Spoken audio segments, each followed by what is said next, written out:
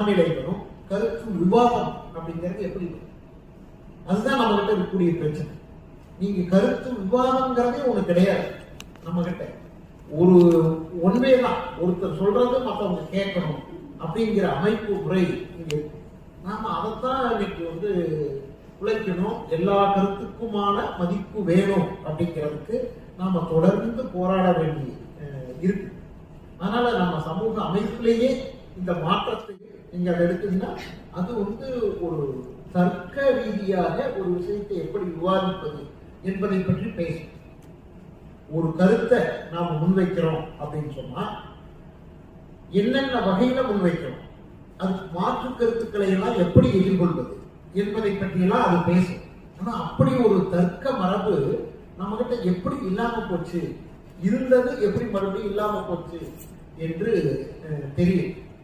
அதனால நாம அந்த இடத்துக்கெல்லாம் நாம இன்னைக்கு திரும்ப அதையெல்லாம் பேசி அங்கெல்லாம் போக வேண்டியது இருக்கிறது. அப்புறம் நீங்க ரொம்ப சாதாரணமா அன்னைக்கு இருக்கக்கூடிய பயன்படுத்தக்கூடிய வார்த்தை என்னன்னா, இந்த கருத்து என்னை புண்படுத்திச்சு அப்படின்னு. இந்த புண்படுத்துதல்ங்கிறதுக்கு என்ன அளவுகோல் வைக்கிறதுனே தெரியுது. எப்படி ஒருத்தரை இது புண்படுத்தும் புண்படுத்தாதுன்னு நாம எப்படி அதுக்கு மதிப்பிடுவது, அதுக்கு என்ன அளவுகோல் வைப்பது அப்படின்னு தெரியாது.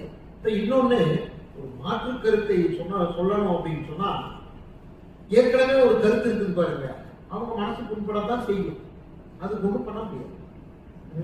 அவங்க அந்த புண்படுறதுல அவங்க தான் மீண்டு இந்த கருத்தை புதிதாக வரக்கூடிய ஒரு கருத்தை யோசிக்கணும்.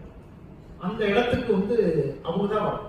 இப்படி நாம இந்த கருத்துரிமை சார்ந்து நிறைய விஷயங்களை நாம பேச வேண்டியது, விவாதிக்க வேண்டியது.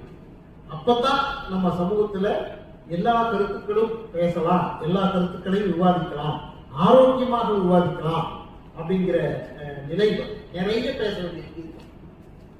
கண்டிப்பா we come from a culture நெற்றிக்கண் திறப்பினும் குற்றம் குற்றமே அப்படின்ற ஒரு கல்ச்சர்ல இருந்து வந்துட்டு சார் சொன்ன மாதிரி நம்ம அமைதியா இருந்துட்டு பேசாம போயிடலாம் அப்படின்ற ஒரு தாட் வரையில we need to really voice out whatever we have to say that is needed for the growth of civilization. Thank you, sir.